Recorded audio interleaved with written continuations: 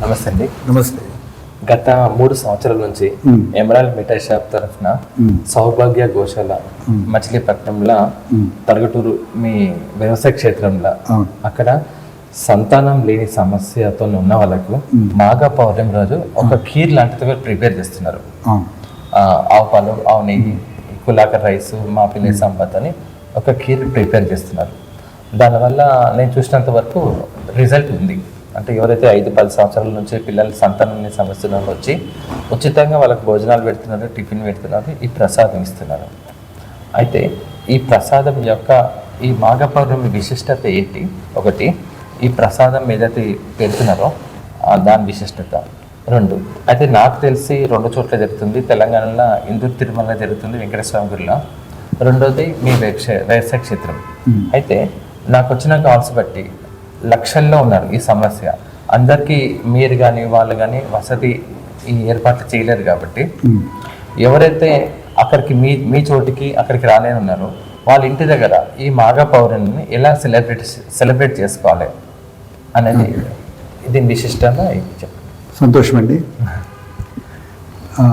ప్రకృతి అనుకూలమైన జీవన విధానం గురించి ప్రచారంలో భాగంగా మాఘ పౌర్ణమి రోజు కొత్తగా పెళ్ళైన జంటలు కావచ్చు, లేదా సంతానలేమితో బాధపడుతున్న జంటలకు ఒక అవగాహన కార్యక్రమం అక్కడ జరుగుతుంది. ఈ సంవత్సరం ఫిబ్రవరి 1వ తారీఖున ఈ కార్యక్రమం జరుగుతుంది. మీరు అన్నట్లు పరిమితమైన ప్రదేశంలో ఎక్కువ మందికి చేయలేము కాబట్టి అక్కడైతే ఒక 100 మంది జంటల వరకు అయితే మేము చేస్తున్నాము. అయితే అక్కడికి రాలేని వారు ఏం చేయాలి అని మీరు అడిగారు, మంచి ప్రశ్న. అక్కడికి ఎవరైతే రాలేరో వాళ్ళ ఇంట్లో కూడా ఉండి వాళ్ళు చేసుకోవచ్చు. ఇలా ప్రతి నెల చేసుకోవచ్చు నిజం చెప్పాలంటే. బట్ మాఘ పౌర్ణమికి ఒక విశేషం ఉన్నది. ఏం లేదు, జంట చక్కగా వెన్నెల్లో కూర్చోవాలి. పెళ్ళైన జంట కావచ్చు, సంతానలేమితో ఉన్న వాళ్ళు కూడా ఒక ప్రకృతిలో ఒక శక్తి ఉంది కదా, ఆ శక్తి అనేది ఈ మాఘ పౌర్ణమి రోజు ఎక్కువ పొందవచ్చు చంద్రుడి వెన్నెల ద్వారా. కాబట్టి ఈ వెన్నెల్ని మనం కూర్చోవాలి. వాళ్ళు ఏదైనా గుడి దగ్గర, ఊరికి దూరంగా ఉన్న ప్రదేశంలో చూస్తే అక్కడ వెన్నెల ఎక్కువ కనిపిస్తుంది. నగరంలో లైట్ స్కాటరింగ్ ఎఫెక్ట్ వల్ల ఈవెన్ మన టెర్రస్ మీదకి ఎక్కినా అంత వెన్నెల తెలియదు. వెన్నెల తెలియాలంటే ఊరి బయట ఒక గుడి దగ్గర, ఒక గోశాల దగ్గర వెళ్ళి వారు ఒక సమయం గడపడానికి ప్రయత్నం చేయాలి. ప్రతి నెల మనకి అష్టమి నుంచి పౌర్ణమి వరకు అంటే సుమారుగా వారం రోజులు చక్కగా వెన్నెలు ఉంటుంది. సాయంత్రం నుంచే వెన్నెలు ఉంటుంది.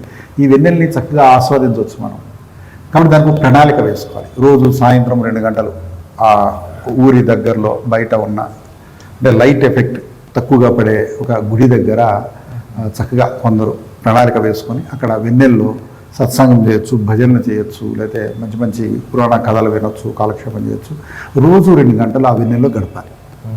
అలాగే అక్కడే ఆ గుడి దగ్గరే ఏదైనా ఒక పాయసం వండుకొని వెన్నెల్లో తినాలి. ఇది ఒక మోటివేషన్ యాక్టివిటీ లాంటిది అన్నమాట. ఫర్దర్గా వీళ్ళు ఏం చేయాలంటే వారు తీసుకునే ఆహారాలు ఉంటాయి కదా, ఏ ఆహారం ఎప్పుడు తీసుకోవాలి, ఎప్పుడు తీసుకోకూడదు, దీని గురించి అవగాహనతో ఉండాలి. ఇలా ఒక 40 రోజులు వారు వ్యక్తిగత జీవితంలో ఒక ప్రణాళికతో కనుక ఆహారాన్ని తీసుకుంటే ఎవరికైనా సరే ఈ సమస్యలు పోతాయి. ఒకటే మనం గమనించవచ్చు, ప్రకృతి నుంచి ప్రతి జీవికి ఇంకో జీవిని పుట్టించే శక్తి ఉన్నది. మరి మనిషికి ఎందుకు జరుగుతుందంటే వారు ఆ ప్రకృతి నియమాలకి దూరంగా జరిగారు.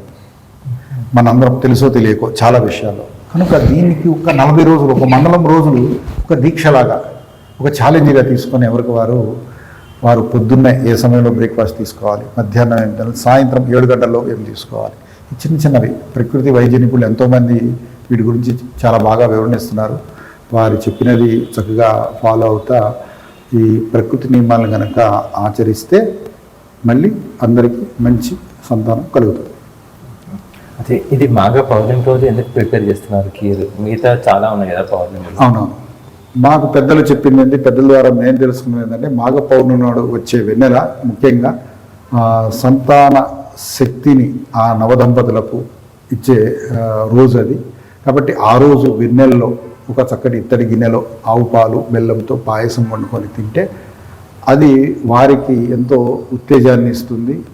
అలా వారికి సంతానం కలుగుతుంది. కాబట్టి ఆ రోజు చేస్తున్నాం. ధన్యవాదాలు. ధన్యవాదాలు.